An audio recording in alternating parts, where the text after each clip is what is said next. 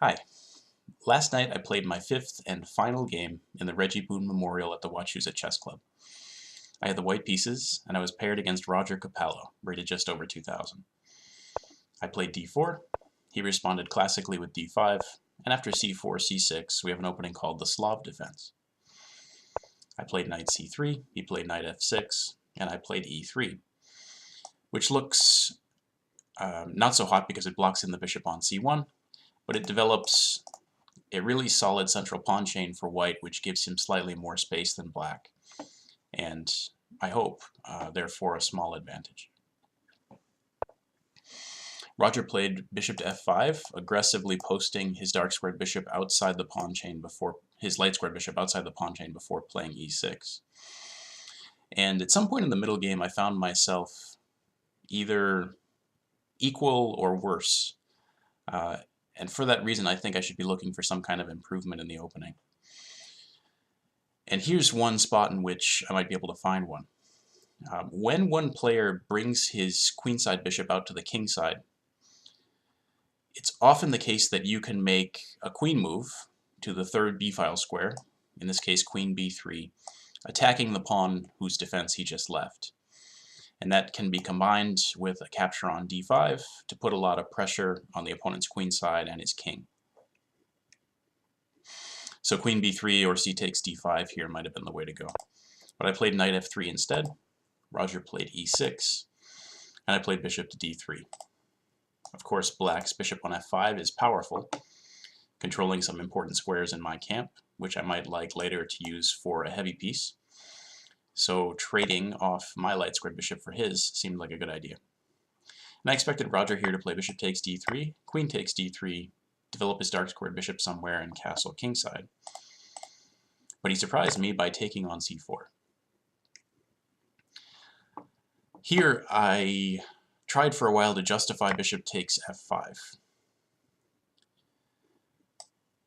with the idea that after e takes f5, I can play knight to e5, which puts my knight on a nice central square, and threatens to take back the pawn on c4. And black probably would be ill-advised to defend that pawn with b5, because after queen to f3, I'm hitting the pawn on f5 and hitting the pawn on c6 for a second time, and even maybe threatening knight takes b5 because of the undefended rook on a8. But I thought here that black would just make some developing move, and would quickly be playing c5 and capturing on d4, leaving me with an isolated queen pawn. And I wasn't sure that I would be controlling the square in front of that pawn in that case, which, as far as I understand, is an important thing to do when you have such a pawn.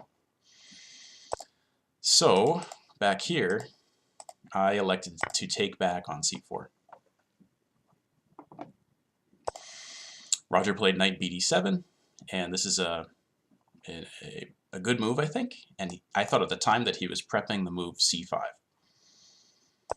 I castled kingside, he played bishop to e7, and I played bishop to d3. My understanding of openings of this type is that white really would like to play e4, e5 before black gets in the move c5, in which case he can claim an advantage because of his extra space. Black castled, and it was for that reason that I played e4 here. Again, I kind of expected black to take on d3, at which point I hit the e4 square more times than he does, and I can now play e4 and maybe e5 after that. And after his castle kingside, maybe is another opportunity for an improvement for white. I could have played bishop takes f5, e takes f5, and then perhaps a queen move to d3 or c2, hitting the pawn on f5, maybe forcing g6, which is a little bit weakening for black given that his bishop is on e7 instead of being fianchettoed. But it's not really this kind of thing is not a question I know the answer to without knowing more about how this opening is normally played. So I sort of decided not to do that, because also, by the way, after bishop takes f5, e takes f5, If I stick my queen on d3 and he plays g6, he's threatening knight c5, which doesn't hang a knight because my queen is undefended on d3. And if he gets that move in, he'll then stick the knight on e4, and I will regret having given him a pawn on f5.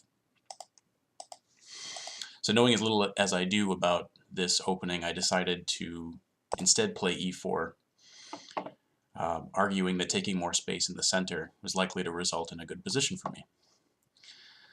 But after Roger's bishop to g4, and especially after my bishop g5 activating my dark squared bishop, which was part of the point of playing e4, and his e5, things are not looking so great for white, in my opinion. I clearly can't take on e5, or I shouldn't take on e5, because after knight takes e5, things are looking pretty bad for me.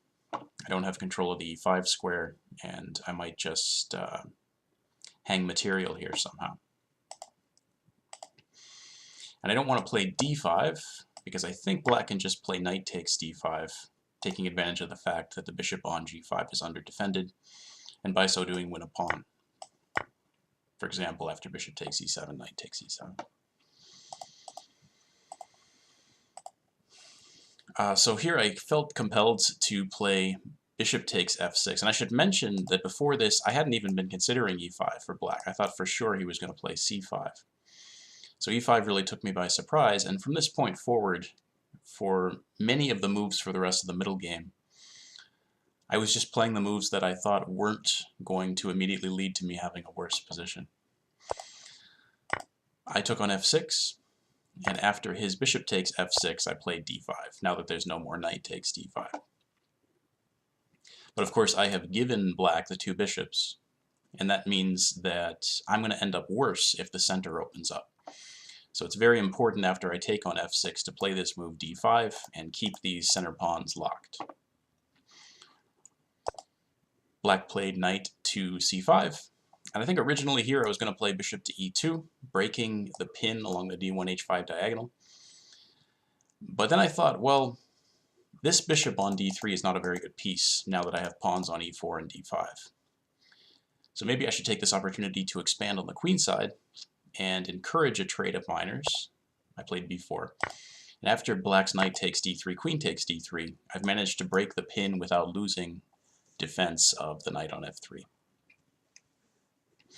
I wasn't sure who was better here, but this at least seemed like the best way to go after black played e5.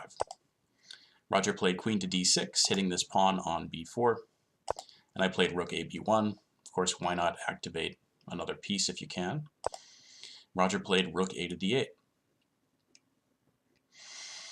Alright, and I don't know whether it would have been a good idea for black to take this knight on f3 while he had the chance, but I don't think so, because there were tactical opportunities in this game, I think, for black to play bishop to e6, taking advantage of the fact that there's a pin on the d file in order to hit the d5 square enough times to win a pawn there. And after Roger's rook a to d8, I played knight to d2 with the idea to jump into this c4 square, hit the queen, take control of the square in front of the pawn, so later I can play d6 if I want to. And Roger played b5 in response, which looks kind of positionally ugly because it leaves the c6 pawn without the defense of another pawn. But at this point in the game, the two sides are engaged in what you might call a battle of minor pieces. Black has two bishops and white has two knights. And the way the bishops are going to turn out to be better than the knights is if the center opens, basically. And the way the knights are going to be able to hold their own against the bishops is by acquiring strong outposts on which to sit and from which to influence the most important goings-on on the board. So after my knight d2 threatening knight c4, Roger played b5, taking that outpost away from my d2 knight. And because he has stopped knight c4, this knight is now sitting on the d file, and should Roger ever be able to take on d5, and then after knight takes d5, play bishop e6, it's going to be hard for me to defend, in fact impossible, I think, to defend d5 enough times to avoid losing a pawn there. And it's worse than losing a pawn, because if my center disappears, then black will at some point open up his dark squared bishop with e4. The bishops will come alive, and white will be completely lost. I played queen e3. I'd like to play knight b3 here to use these squares that were left behind by black's move b5, but the problem is that that hangs the pawn on b4. Or at least I thought it did during the game. So I played queen e3 instead, with the idea to attack this a pawn, of course, and also to look at the g5 square, so that if I ever decided to put my f rook on c1, there wouldn't just be bishop to g5 causing problems. Roger played a6 to get his pawn out of the way. And originally when I played queen e3, I was thinking about queen c5 in this position, with the idea that, should I get what I want and black plays queen takes c5, b takes c5, and at some point c takes d5, e takes d5. I have a hanging pawns situation, but I have connected passed pawns. I don't actually know if this is good for white or not, because since my e-pawn has disappeared, black's bishops are now going to come alive. But at least I thought this looked like a way to play for a win. But then at some point I noticed the move queen to b6, and started to really like that move. It hits the a-pawn, and it hits the c-pawn for a second time. But it allows the move c takes d5. And now, of course, if I retreat the queen, because I don't want to trade queens, I've just lost a pawn in the center, and I'm in rough shape. So I'd have to play queen takes d6, rook takes d6, and recapture on e5. But after knight takes, on d5, I'm sorry. But after knight takes d5, bishop to e6, it's clear now that this knight on d2, having been temporarily undeveloped, is going to be the cause of the loss of material for white.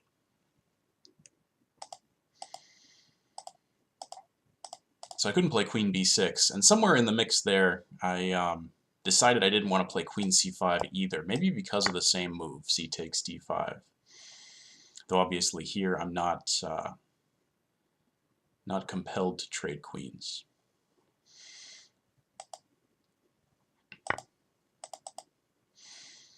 But then I spotted something else, which I thought gave me a lot of activity and potentially a passed pawn. That's the move knight to b3. I did not think that Roger would capture on b4, so my idea was I'm going to use this c5 square from my knight, target his a6 pawn, get knights on advanced outposts, and maybe be able to claim that they're better than his bishops for that reason. And I saw that after queen takes b4, which is what Roger played in the game, I'd have a couple of options here. One is knight to c5, hitting the queen, and this looks like a decent move, at least at first, because after queen to a5 I have knight b7 with a fork, and after queen to a3 I have rook b3, forcing queen a5, which allows knight b7 with a fork. But it was only after he took on b4, or as he was considering whether or not to take on b4, that I realized that here he'd have queen to d4. And now I am down a pawn. I guess I can, you know what, maybe this is not so bad, but he's sort of threatening to take on e3 and destroy my pawn structure. I may be able to take this a6 pawn, but even if I successfully take it, my knight will be on the side of the board. I could take the pawn on c6, but then he's got control of the d file.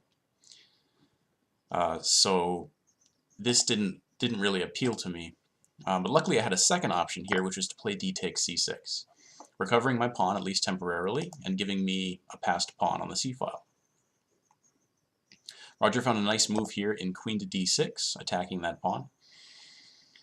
And I struggled here to figure out what to do to avoid just being down a pawn and down the two bishops for two knights. But eventually came up with knight to a5, protecting the pawn and threatening knight to b7 with another heavy piece fork.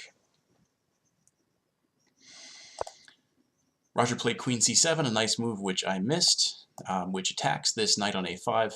Of course, if I retreat it, he's simply going to capture on c6. and I have no way to protect that knight. So my next move is somewhat forced. I forgot to mention that back here after queen d6, I considered just knight to d5, queen takes c6, and rook f to c1, giving up a pawn, but getting some nice piece activity in exchange.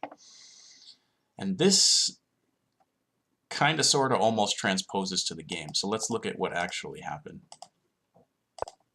I played knight a5, Roger played queen c7, and I played knight b7. My idea here is I'm attacking the rook, and I'm still threatening to come into d5 with my knight. And Roger played rook to d4, which cuts off my queen from the b6 and a7 and c5 squares, which makes it really hard for me to defend, in fact impossible for me to defend this pawn on c6. Knight a5 doesn't work, of course, because the queen just takes it. So at this point I started to worry that I was losing. But I managed to find some moves that maintained piece activity and for that reason kept me in the game. I played knight to d5, attacking his queen and the bishop on e7. He took this pawn on c6, and now I returned my knight to a5 at a time when all four of these squares are covered, and for that reason he can't place the knight on a5 back under attack. Also, this rook on d4, though aggressively posted, is not going to be helpful to black in the defense of his queenside, and may become the victim of half of a fork if one of my knights can find an opportune moment to deliver one. Roger played queen to e6. I played rook f to c1, again continuing to look for piece activity in exchange for my pawn. Roger played rook c8. Alright, and this is, I guess, a critical position in that white's pieces are almost entirely on the squares you'd want them to be on, I think. At least they're all good pieces. So if I don't have a way to at least recover my material here, it's probably the case that black is just better because he's successfully consolidated. If there's one piece that could use improvement for white, I think it's the rook on b1. So I wanted to play rook takes c8, queen takes c8, rook to c1. But I thought here that black would play rook to d1 check, rook takes d1, bishop takes d1, and shortly thereafter invade with his queen, and I didn't think it would be a big deal if I doubled his pawns on the f-file.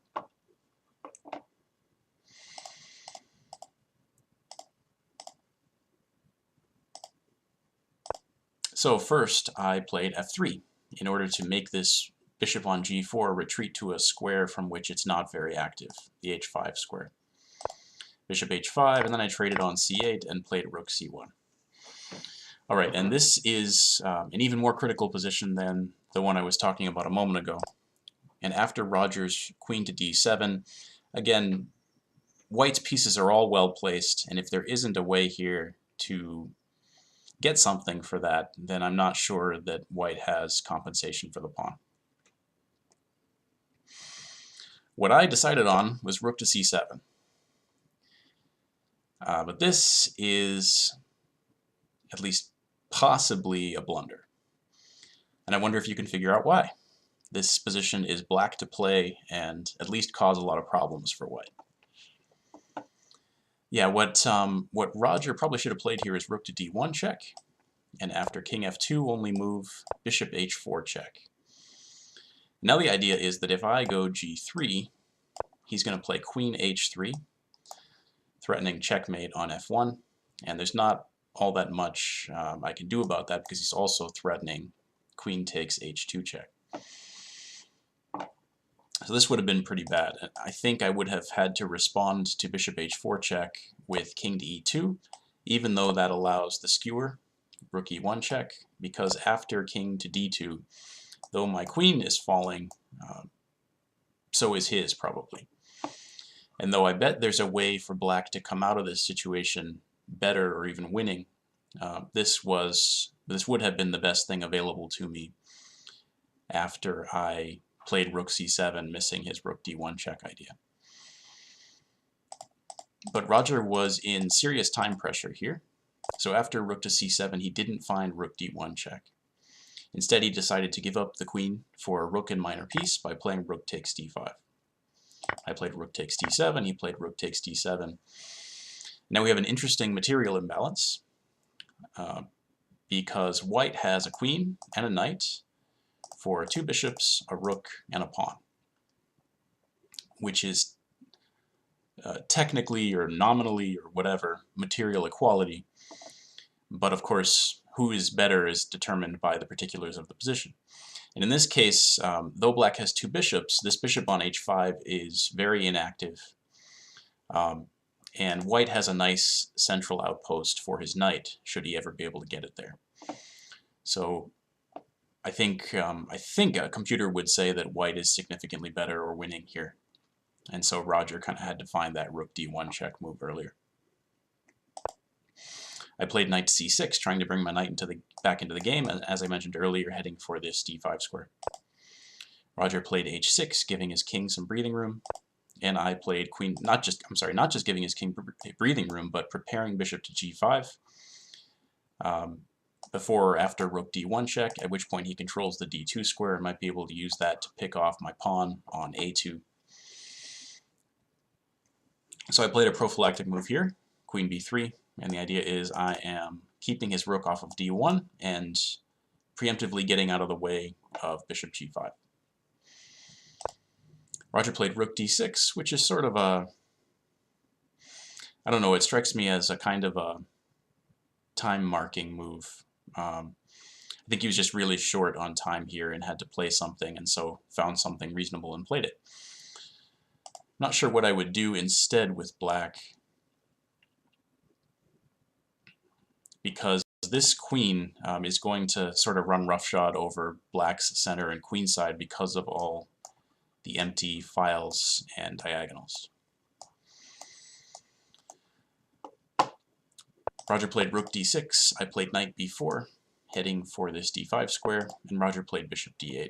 Looking for counterplay, of course, with bishop to b6 check, but after knight to d5, the knight dominates the bishop, and black doesn't really want to play bishop to b6 check, which would result, if nothing else, in a trade of knight for bishop, which would leave black unable to adequately control the dark square diagonals. King to h7. Yeah, here I guess if I were black I would have played rook to c6, activating the rook on the c file and keeping the white queen off of that file. But Roger played king h7, and this allows queen c3, taking control of the c file and threatening the pawn on e5. f6 is an ugly looking move structurally and from the point of view of the black bishop and the safety of the black dark squared bishop and the safety of the black king. But it allows black to bring at some point the light squared bishop back into the game, which is how which is black's chance to avoid a loss here. I played queen c5 though, invading with the queen and improving that piece, and these pieces, unfortunately for black, are not well enough placed to be considered anchored, I guess is what I want to say. Instead, they're going to be constant targets for the white queen. Roger played rook e6, and he was very low on time, so I played a series of moves here whose purpose was just to give him opportunities to make mistakes. I played queen to c8, hitting the bishop on d8, the pawn on a6, and the rook on e6. So he played rook d6 to defend all of those. Then I played queen b8, hitting the rook on d6 at a time when the bishop can't defend it. So Roger played rook to d7, but that undefends the a pawn, so I played queen to a8, keeping an eye on the bishop on d8 and targeting the pawn on a6. And Roger played rook d6. Okay, at this point it was clear to me that I had not achieved very much, but interestingly it turned out to be possible to walk the queen back out the same way she came in. I played queen to b8, attacking the rook, keeping an eye on the bishop on d8. Roger played rook d7, I played queen c8, hitting all three of these. Roger played rook d6, and I played queen c5, hitting the rook again. And he played rook to e6.